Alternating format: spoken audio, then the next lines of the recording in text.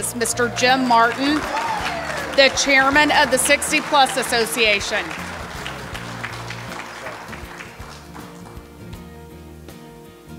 Folks, I was a Marine. I would re-enlist right now if I had to for my country, but instead I'm going to re-enlist you senior citizens because of today's ruling.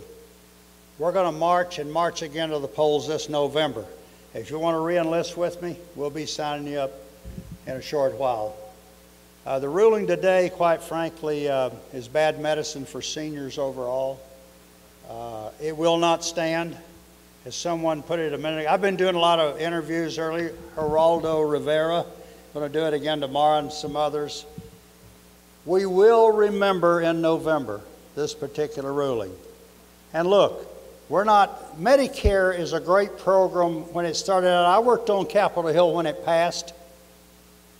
I worked for a congressman who voted for it. He was a Republican, Florida. But right now it's going broke. Everybody knows that. And then they take $500 billion out of it. And someone accused me the other day of making these numbers up. $500 billion out of it. Well, guess what? The former Speaker of the House, Nancy Pelosi, the other day on tape said, yes, we've got $500 billion out of Medicare. So if they say that our ads, what was it? Ads whether true or false, mostly false, totally false, and pants on fire. They said my ad was pants on fire. Well, Nancy Pelosi's pants are on fire then, because she said the same doggone thing. Let's get that behind us. Let me mention the Ted Turner business a minute, if you don't mind. My wife and I had a son go to school down in Atlanta a few years ago. So the upside is we always got the best seat in the house when we went to Atlanta.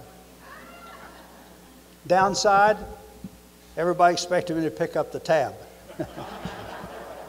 So we don't go back down to Atlanta very much anymore. Yeah, I'm a former Marine. Somebody said ex-Marine. No, there's no such thing. You Marines know that. Once a Marine, always a Marine. Vietnam vet. And no, the only ex-Marine I do know, of course, was Lee Harvey Oswald, and I did cover that tragic moment in our nation's history. I was a reporter back in 1962, 63, and 64, covering Congress when the president was assassinated in Dallas by Lee Harvey Oswald. Yeah, and on a lighter note, I do play a lot of senior basketball and softball. And my kid said a few years ago, Pop, is that real basketball?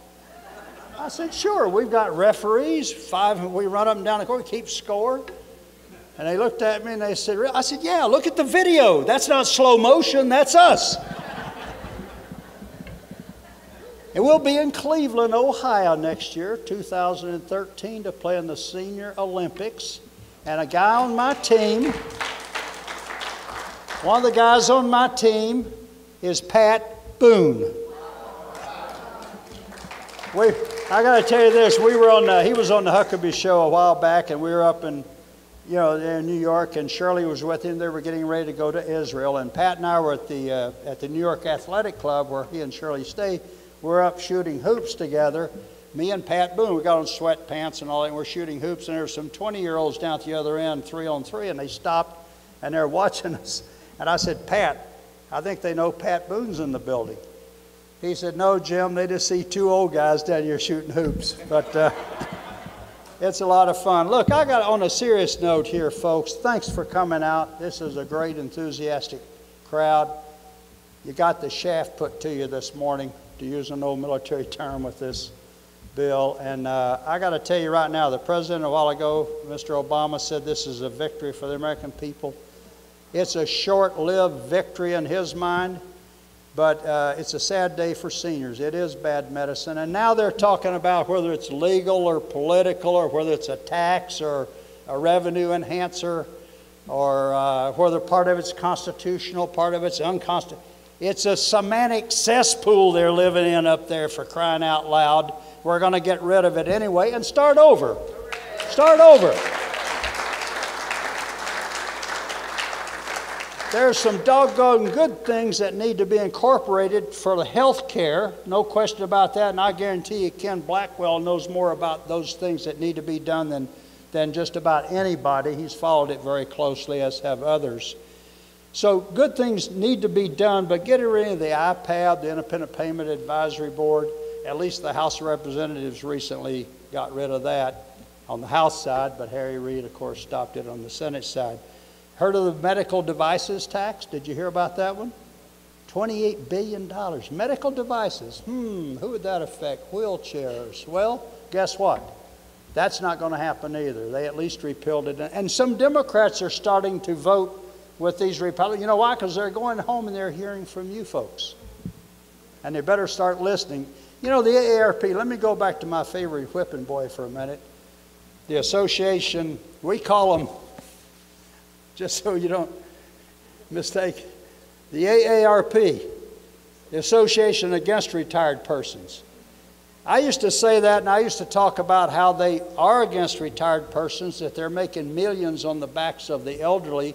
Last year they made $600 million in profits. How does a nonprofit make $600 million? Well, I'll leave it up to your imagination.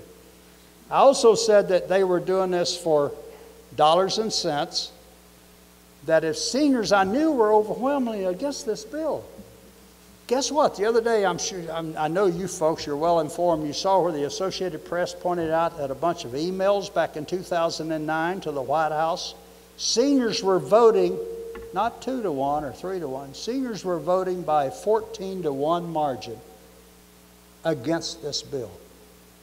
So while we accuse Senator Brown here in Ohio, who voted for the bill, Senator Tester in Montana, Senator Nelson in my home state of Florida, and others, for voting against the interests of seniors, actually we probably owe them an apology, because it was the AARP. Had the AARP stood up 40 million strong and held a press conference in Washington, D.C. and said, Mr. President, senior citizens oppose this bill by a 14-1 margin.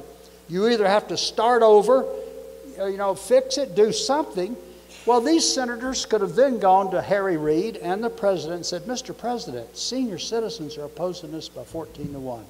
So what the AARP did, they muffled the voices of senior citizens, who they are supposed to represent, right? I couldn't believe that. I had to read it over. I said, 14-1. I've been in a lot of political campaigns. You know, if it's 14-1, you better pay attention. And we used to say, they're on this listening tour. They should have listened 2 years ago. They were listening. They were just ignoring what they were hearing from seniors. That is, if that's not criminal, it's as close to criminal as it can be. It should be investigated. Congress will do so. There's now a lot of chatter on the internet and other places that funds were moving around for them. And by the way, they get a lot of your tax dollars too. I think you know that. 85.9 million one year. And look, we say if they're going to get out there and sell a lot of products to seniors and they want to compete with private industry, do it on their own dime, not 80-some million. You know, Thomas Jefferson said it's both criminal and cynical, I guess, and tyrannical to use tax dollars for a cause that half the public may agree with and half disagree with. We believe in that too. We don't sell product, we sell a philosophy. Limited government, less taxes, and an adherence to a document that I carry in my hip pocket, the Constitution. And that's something that members of Congress should get reacquainted with, so many of them. And thank you. Again, I'm going to pay a compliment to you seniors. Back when that bill was being debated 2-3 years ago, that 2,700-page monstrosity, it was older folks, sort of silver-haired, gray-haired, if you will, some perhaps follically challenged, if you don't mind my saying so, sir. But we all had the same idea. But we all knew that that bill that nobody had read, except apparently the elderly had read it. They didn't like what they saw in it. And I remember one out in Dallas, Texas, watching on TV, and they were accused, those men and women, of being un-American. And I looked around, I thought, my heavens, those men and women who probably, many of them had served in the armed forces, one branch or another, to give her the right to say that. And I'm not going to name her, but her initials are Nancy Pelosi, the former speaker. Let me ask you, how many men and women in this room have either served in the military or know somebody that did? Hold your hand up, would you, please? Thank you. Thank you for your service. And that was the same reaction I had when I was watching that on TV about you were un-American. My heavens, un-American. Give her the right to say that. So I decided to go. Amy Frederick and our team at the 60 Plus Association, and she's been with us 13 of those 19 years, bringing generations together, if you will, because we're all in this battle together, and someday she too will be a senior like the rest of us. But we decided to get out on the trail and start doing something about this thing. So we've been carrying this message, Florida, Virginia, now here in Ohio. The response from you folks has been so gratifying that we are now planning to continue our bus tour. Not now, I need to go home and see my dear wife and some of my 15 grandchildren that live in that area and feed my cat. But we are going to launch another bus tour, and we're going to be coming back out there, and I am going to be enlisting a lot of seniors. And Pat Boone will be with us from time to time when we get back on the trail. So if you see him, go up to him and say howdy. I know he would enjoy that. Listen, I'm going to stop on that note, and we'll continue with the program here. Okay? Thank you so much, folks. Pay attention. I appreciate it very much. Thank you.